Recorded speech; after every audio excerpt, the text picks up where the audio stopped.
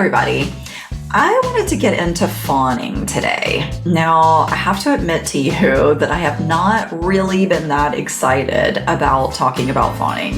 I've had it on my list of things that I wanted to share with you all for probably about 6 months. And the reason that I've resisted it is because I'm very familiar, and you might be too, with the fight, flight, or freeze nervous system trio that we have used for so long, right? And I really didn't want fawning to be that fourth F that got added. I really wanted to believe that in my nervous system, in my physiology, that I really couldn't control if I wanted to fight, flight, or freeze. So I liked the idea of believing that fawning was a behavioral strategy. It was a defense mechanism, but it was something that I could control. So I've sort of worked around that resistance, and I am here to embrace that fawning is now part of the nervous system response categories. So why don't we just break it down now that I don't have a lot of resistance to it and we're here talking about it. So I don't know if you're familiar with how fawning or the term actually started. So I remember when I was, I don't know, let's say I was a teenager and people were just starting to date or try to get people to like them. And I would hear things like, oh my God, he was fawning all over her. And I automatically knew what that meant somehow. It was that this person was kind of going over the top, really flattering this other person, laughing at everything they said, just really trying to impress them so that that girl would like him.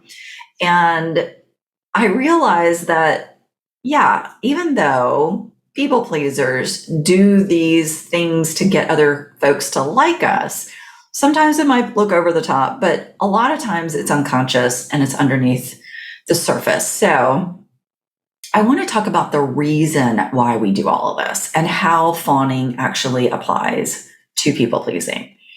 So let's say there is tension, conflict, anger, past experiences of being judged or rejected by somebody. And we want to turn all of that way down. We want to do our best to not have that experience again of feeling that tension, feeling that discomfort inside. So we do our version of fawning, which is accommodating, kind of stepping back into the supporting role, being silent, agreeing, being good, all of those things. So I know why I became a people pleaser, and this might resonate with you too. There was a bit of tension in my house growing up, right? Not abuse, but tension.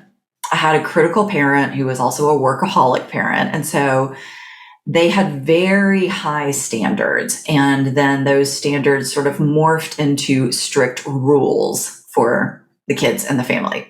So this really set up this kind of internal unconscious approach to doing whatever I could to avoid getting in trouble, right? And receiving any kind of criticism. So people pleasing and perfectionism all the way.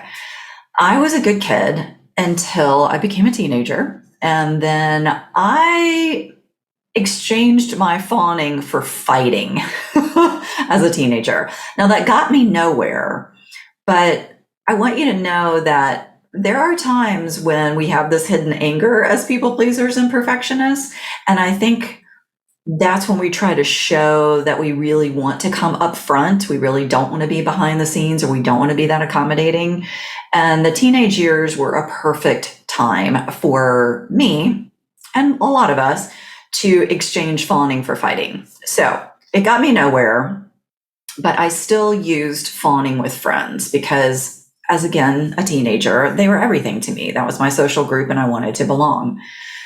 So fawning is a great way to either connect with people, which is what I tried to do with my friend group, or disarm people, right? Bring the tension down, which is what I tried to do with my critical, high standards, high expectations parent. I mean, nobody likes tension, right? And so we end up, because we're not emotionally sophisticated as kids and teenagers, we end up playing these unconscious games of survival all the time. And that's where fawning and then fighting come in as my teenage experience.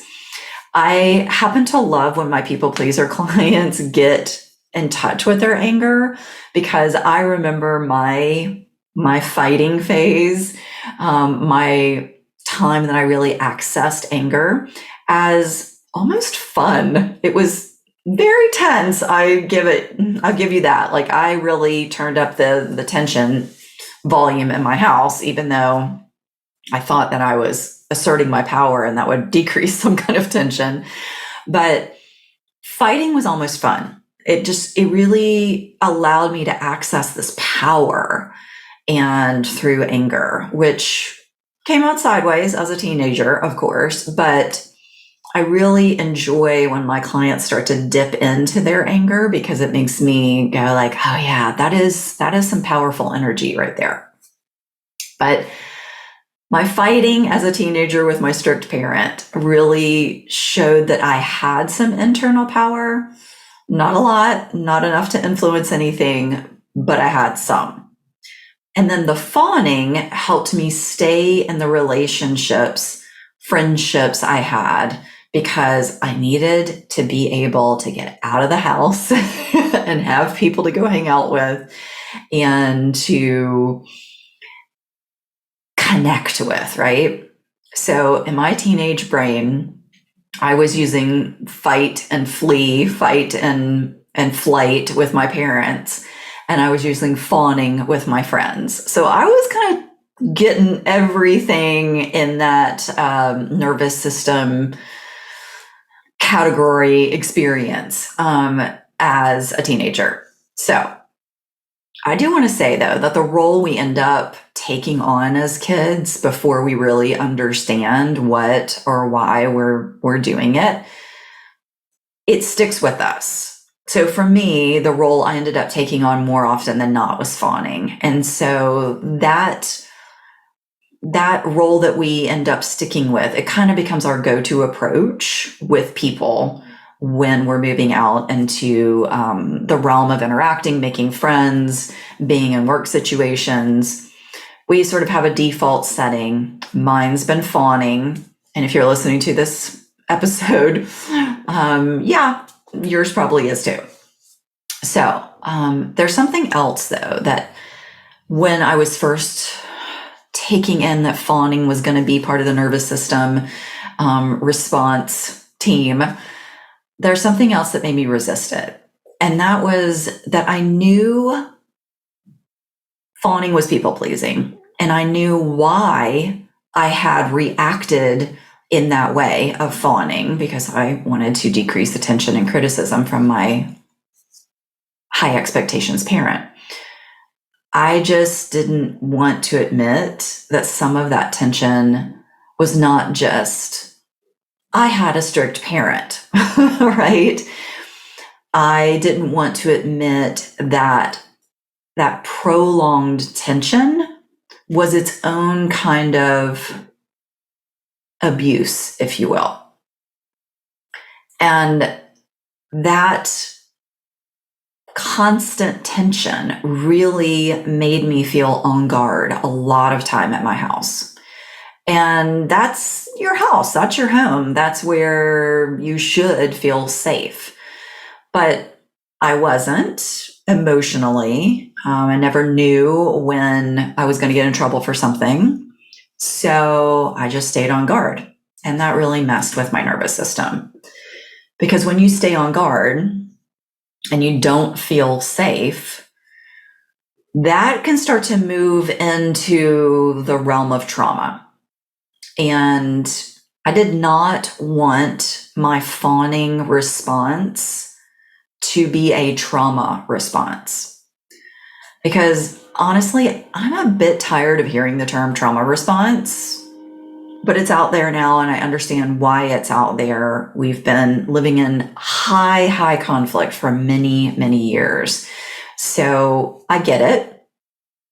But I have to admit and agree that fawning, just like fight, flight, or freeze, is from trauma. It is a response, a reaction to being on guard and having the nervous system be in that revved up state all the time. So when I was researching about fawning and trauma, I was like, okay, there's really no need to resist this anymore because it's clicking so much. I was personally checking off way too many items on the symptom list of, hey, do you know that you're fawning? I was like, yes, I do. And this is making it even more clear. So I wanted to go over some of those symptoms with you. And one of the first ones that really stood out to me was unable to say no to anyone, no matter what, right? I think about that sometimes as like, I don't even say no to store clerks. Well, I used to not say no to store clerks. Like if they would be like, hey, do you want to bump your, charge up 61 cents and donate? Like I would just be like, sure. And now I actually just say no because I know I donate other places. And so the inability to say no to even something like bumping up my total at the grocery store really let me know, like, I'm really just trying to be so accommodating that I'm doing it now to people that are even strangers, right? Like this person does not really need to know that I'm a nice person or to believe I'm a nice person. I can be nice, I can be kind, but I can also say no. So not saying no, such a thing for a people pleaser, right? Also, the no thing. As a people pleaser, we really believe that saying no is going to cause conflict. And that's going to bring on more discomfort for ourselves, right? And we're going to have to deal with the person that conflict is arising in, right? And so if we, again, have this pattern of, like many of us do, having critical, high standards, perfectionistic parents, and we lived in homes like that, we really did not want to cause conflict. I remember as a kid not wanting what everyone else was having for dinner, and I would get scolded, right? I would get punished, and I would feel shamed for wanting something different, for kind of creating some ripples in our normal, natural dinner time routine. So our human brains, we have a tendency to put things in formulas and patterns. And around fawning and people pleasing, that formula for me became, if I say no, that equals me getting shamed. So that's how not saying no to almost anyone becomes a criteria to check off if you want to know if you're fawning. So as far as not wanting to say no at all, that just spreads to not wanting to even get someone's scowl on their face or something in response. It's like, I just don't want any discomfort, okay? Which brings me to another item on the fawning checklist. And that speaks directly to perfectionism, which is being good all the damn time to preemptively avoid getting in trouble, getting criticized, getting corrected, because that's also a shaming experience. And you can become a great people reader this way because you can start to pick up like, oh, is he in a bad mood when he comes home from work? Or, was that something that didn't land very well with him? Because like, I can see the look on his face. I can hear the words. I can hear his tone, right? And like, say in the dinner time example, if I wanted to be good all the damn time, I might set the table, right? I might make sure everybody went in line first and got food before me, right?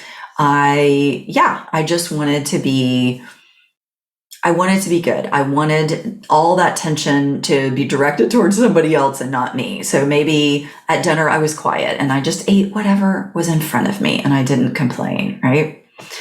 So that leads me to another item on the fawning list, which is being overly responsible for how other people feel, and especially being overly responsible about their reactivity, how their feeling comes out. So thinking and believing that if only I had not done that thing, then they would be happier. And let's use the dinner as an example. And this family dinner wouldn't feel so tense, or I wouldn't be getting in trouble at this family dinner. So thinking and believing that if only I had not done a certain thing, I would have made this other person happy. So it's my fault, right? Everything becomes my fault. Even that person's overreactivity, super strict rules, those aren't my fault. My fault is I didn't follow them. Now, this brings me to another item, and stay with me on the family dinner thread through this, the theme through this, because this next item on the list is disconnecting from your body. This is something that we people pleasers do when we're fawning, right? We do this, we disconnect from our body when we don't feel safe. So I mentioned safety earlier.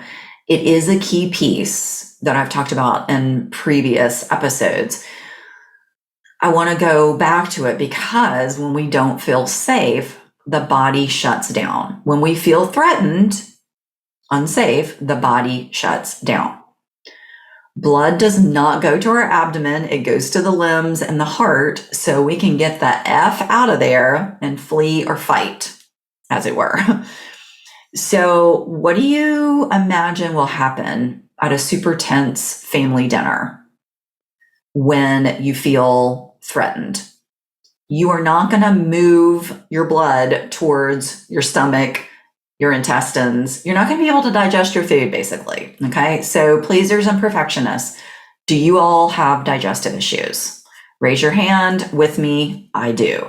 And it wasn't until probably last year, within the past year, that I put two and two together around where my digestive issues came from. And I was like, how did I not realize this? Like, I clench up, I constrict when I eat, and it's just a habitual stress response from childhood.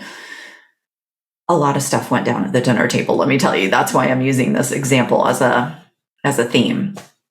But we aren't connected with our bodies, and we don't get the signals from our bodies, the signals that share that we're tired or we're full or we're hurting physically or anything like that. We disconnect from our bodies. And when you cut off sensations in the body, it's kind of like you're pushing a beach ball underwater and trying to hold it down. And you're just asking for it to pop up in another area to find release. And that is why I was talking about fighting as a teenager, because finding that release is going to look like a lot of times anger outbursts. And anger for a people pleaser and a perfectionist is a hidden experience, okay? Like, we are only going to share anger with safe people in safe places. And sometimes we even protect our safe people from our anger by just driving our car to the top of the parking level deck and screaming with the windows rolled up, right? Like, sometimes we're even scared of our own anger because we've held down all the signals that our body is telling us that we should be saying no, or we should be getting up and leaving the situation. Now, granted, as a kid, we really didn't have those choices. So what do you think happens for a person that smiles on the outside all the time and wants to make sure we're disarming any tension and working really hard and being on guard? We're going to have to let some of that energy out.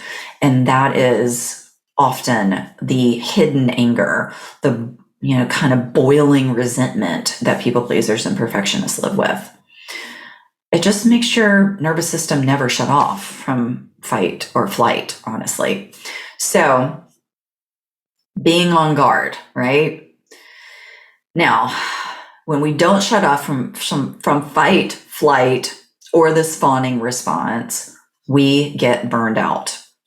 And let me just ask it this way. When you never shut off, you're on guard. It's almost like, are there any HSPs out there? Any highly sensitive folks, right? Like, hey, I see you.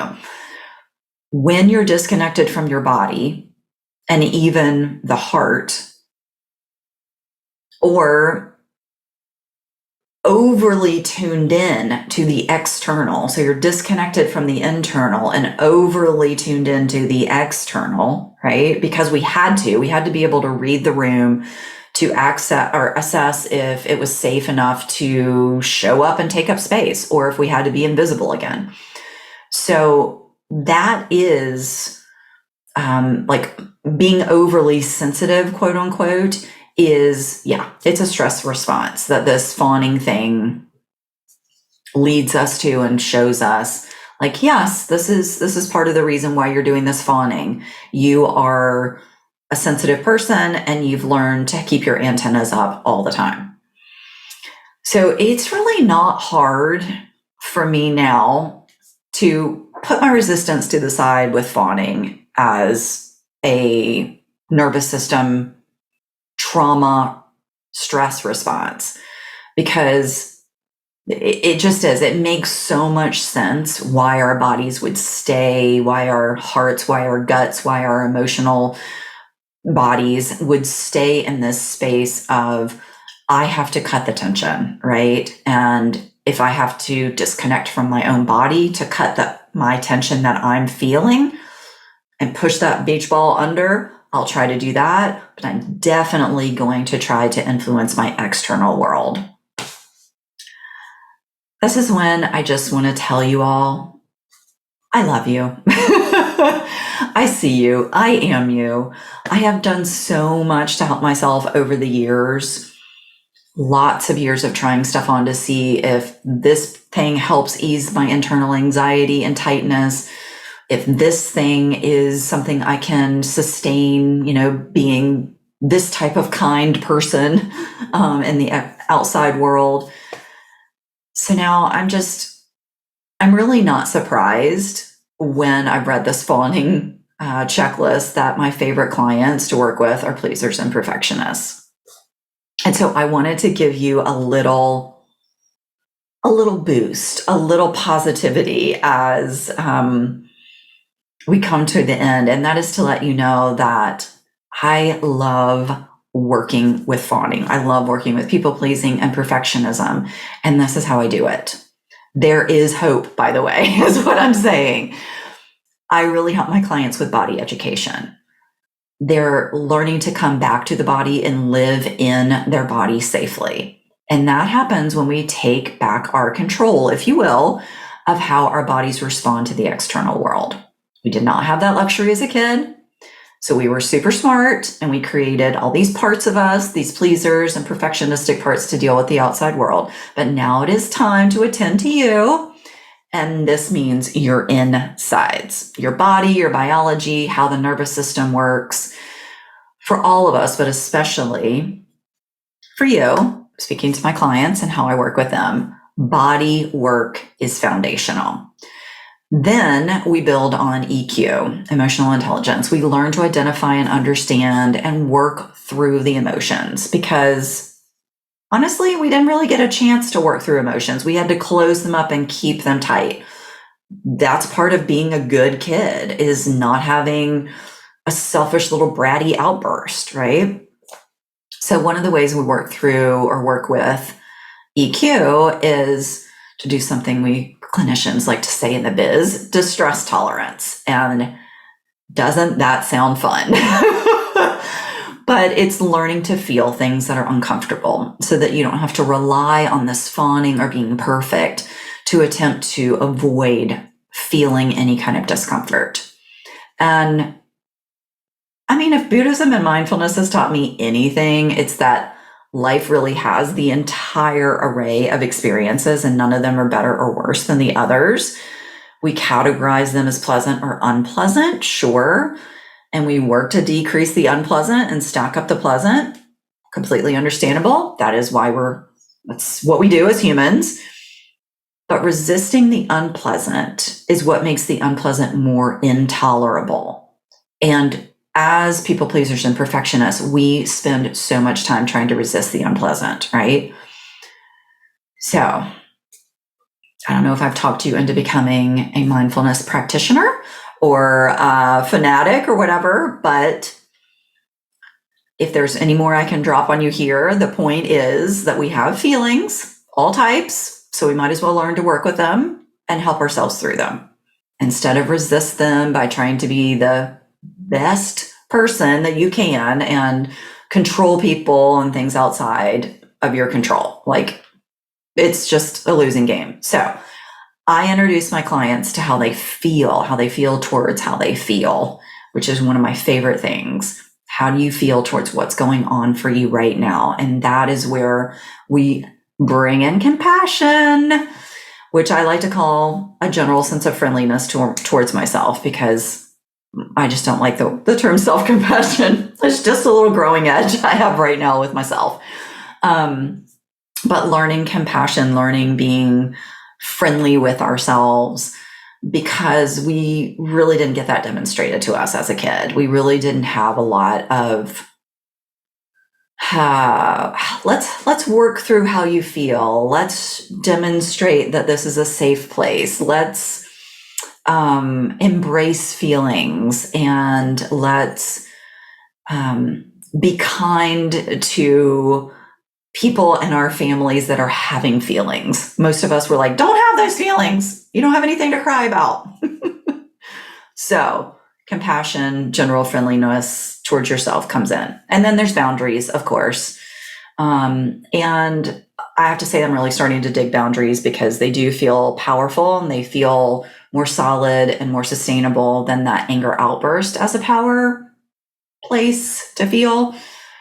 So those are some of the foundational pieces that I work with clients about: self-compassion, EQ, body signals, body awareness, connecting to yourself, and then boundaries, which of course, all of that then becomes a way to make our relationships more fulfilling and more enjoyable and more reciprocal and healthy and fun and all the things. We really get to change the way our relationships have shown up for us. So I would like to just let you know that I have come to terms with fawning, and I have learned to work with it myself as a stress and a trauma response. And I have no doubt that if we get to work together, I can help you also come to terms with the fact that fawning is part of your nervous system, biological, physiological response options. And that I really believe that even though fawning is not just a behavior, not just a defense strategy, and it is something that our nervous system is pretty smart about, I believe that we can still help ourselves move through that being our reactive stance, our default approach to trying to decrease the tension and shaming or conflict or criticism. Okay. So do you understand fawning now? Because I feel so much better about it. And if you would like to take the next steps to building on that solid, safe, and caring foundation I was talking about that I do with my clients, just know that there's a link in the show notes to take some action on feeling calm and confident. And I would love to spend some time with you so that you didn't have to spend all this time taking a circuitous route like I did. And yet you can actually notice that fawning does give you information about yourself and about the situation, and that you have a ton of things to do to help yourself move through it. Okay. I have loved getting into fawning with you. I have loved finally crossing it off the list of episodes that I've wanted to share with you.